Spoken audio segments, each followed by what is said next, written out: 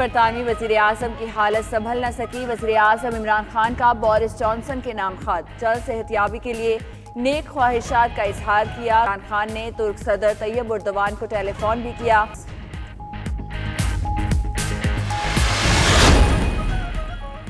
92 news کی کوششیں رنگ لے آئیں۔ ینگ ڈاکٹرز ایسوسی ایشن کے صدر ڈاکٹر یاسر نے سروسز بحالی کا اعلان پریس کانفرنس میں کیا۔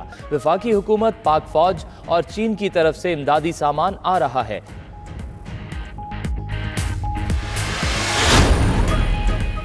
پشاور کے ڈاکٹر فخر الاسلام بن گئے فخر پاکستان۔ ڈاکٹر فخر الاسلام روزانہ صبح اپنی دونوں ڈاکٹر بیٹیوں کو حصہ لینے کے لیے روانہ کرتے ہیں۔ کہتے ہیں وہ اللہ کا شکر ادا کرتے ہیں کہ انہیں ایسی بیٹی عطا کی۔ ادھر افغان مہاجر ڈاکٹر سلیمہ رحمان راولپنڈی کے اسپتال میں غریبوں کے علاج میں پیش۔ اقوام متحدہ کے ادارہ برائے مہاجرین کا خراج تحسین۔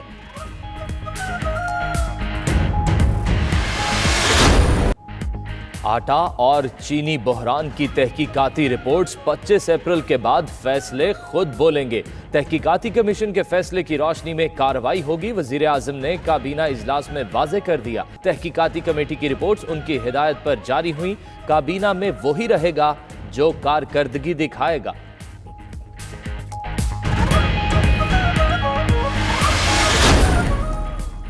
چینی بحران کی رپورٹ پر دو وزراء آمنے سامنے، مراد سعید کی اسد عمر سے تلخ کلامی۔ ذرائع کے مطابق مراد سعید نے اسد عمر سے کہا چینی برآمد کرنے کی اجازت انہوں نے دی، ذمہ داری بھی لیں۔ اسد عمر بولے منظوری انہوں نے اکیلے نہیں دی، فیصلے میں ای سی سی کے اراکین شامل تھے۔ ای سی سی نے شوگر ایڈوائزری بورڈ کی سفارش پر منظوری دی۔ وزیر اعظم نے دونوں کو مزید بحث سے روک دیا۔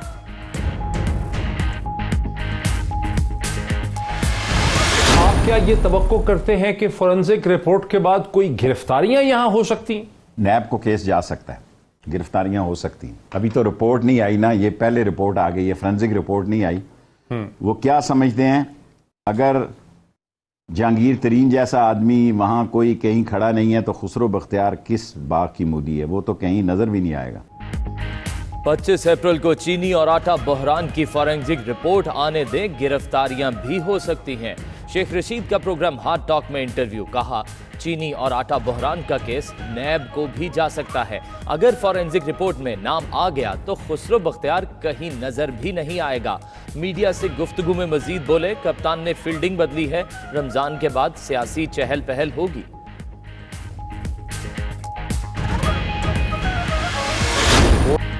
جہانگیر ترین کا ایگریکلچری پروگرام کے تحت 13 منصوبے شروع کروانے کا اعتراف۔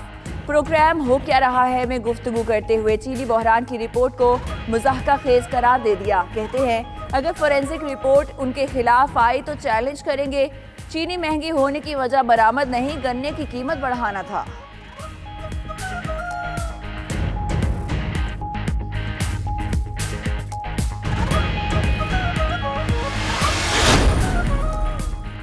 آٹا اور چینی کا بحران، نون لیگ کا وزیر اعظم کے استعفے کا مطالبہ ہے۔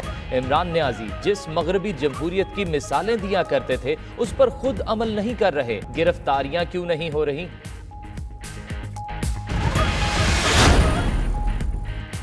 آرمی چیف کی زیر صدارت جی ایچ کیو میں corps commanders conference, corps commanders کی ہیڈ کوارٹرز سے ویڈیو لنک پر شرکت۔ تازہ ترین تذہیراتی قومی اور علاقائی صورتحال پر غور، فوجی دستوں کی تعیناتی، سول انتظامیہ کی معاونت کے امور پر بھی بات ہوئی۔ Army chief general Qamar Javed Bajwa کی دور دراز کے علاقوں میں امدادی کارروائیاں تیز کرنے کی ہدایت، کہا مشکل گھڑی میں مزید مضبوط قوم بن کر ابھریں گے۔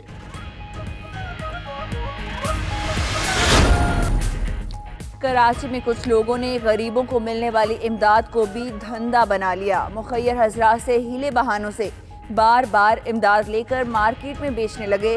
کئی لوگ اشیاء خورونوش کو بیچ کر آسائش کی چیزیں خریدتے رہے۔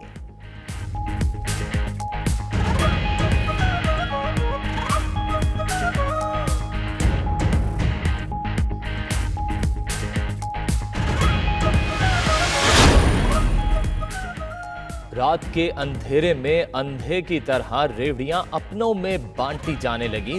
غریبوں کے چولہے ٹھنڈے ہوئے 15 روز گزر گئے. بے روزگار اور مفلس خاندان راشن کے منتظر.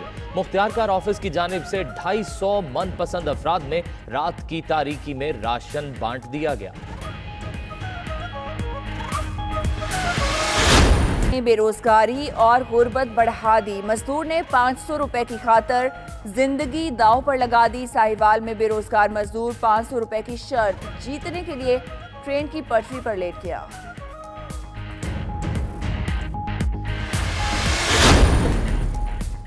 امریکی صدر نے عالمی ادارہ صحت کو چین نواز قرار دے دیا. ڈونلڈ ٹرمپ نے کہا وہ WHO کی فنڈنگ ختم کرنے پر غور کر رہے ہیں.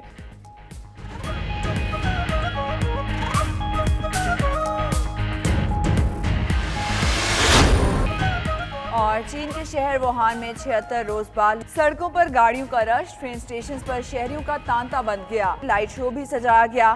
عمارتوں پر طبی عملے، فوجی اور پولیس اہلکاروں کی تصاویر روشن کی گئیں.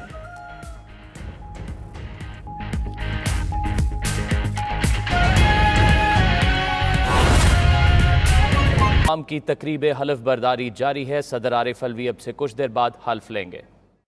آپ کو بتائیں کہ اسلام آباد میں اس وقت سید فخر امام کی تقریب حلف برداری جاری ہے اور اب سے کچھ دیر بعد صدر عارف الوی حلف لیں گے.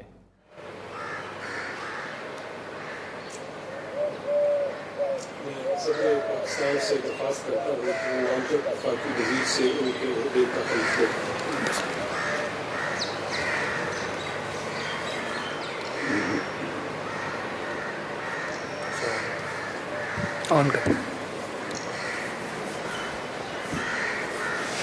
بسم اللہ الرحمن الرحیم.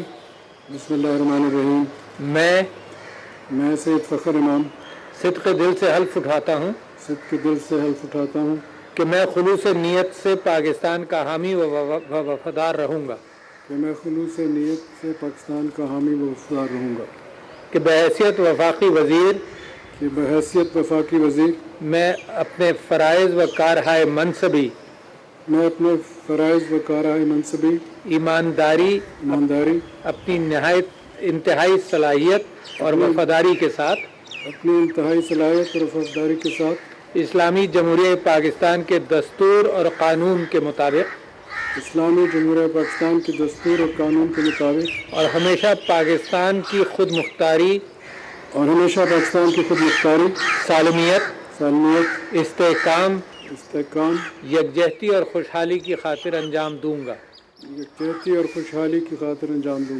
کہ میں اسلامی نظریے کو برقرار رکھنے کے لیے کوشاں رہوں گا. جو قیام پاکستان کی بنیاد ہے.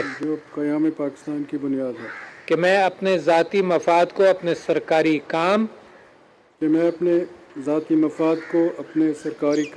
یا اپنے سرکاری فیصلوں پر اثر انداز نہیں ہونے دوں گا.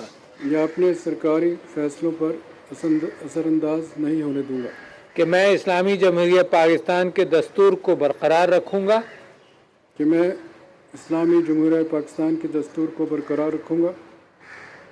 اور اس کا تحفظ کروں گا.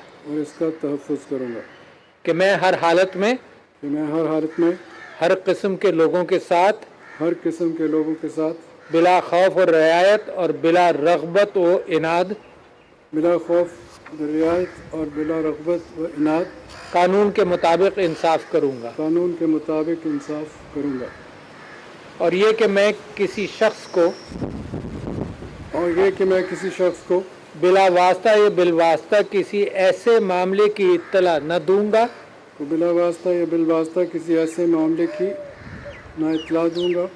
نہ اسے ظاہر کروں گا. جو بحیثیت وفاقی وزیر میرے سامنے غور کے لیے پیش کیا جائے گا. یا میرے علم میں آئے گا. بجز جبکہ بحیثیت وفاقی وزیر اپنے فرائض کی کما حقہ انجام دہی کے لیے ایسا کرنا ضروری ہو. یا جس کی وزیر اعظم نے خاص طور پر اجازت دی ہو. اللہ تعالیٰ میری مدد اور رہنمائی فرمائے. اللہ تعالیٰ میری مدد اور رہنمائی فرمائے. آمین. آمین. ظاہر کروں گا میں اسے ظاہر کروں گا جو بحیثیت وفاقی وزیر جو بحیثیت وفاقی وزیر میرے سامنے غور کے لیے پیش کیا جائے گا. میرے سامنے غور کے لیے پیش کیا جائے گا.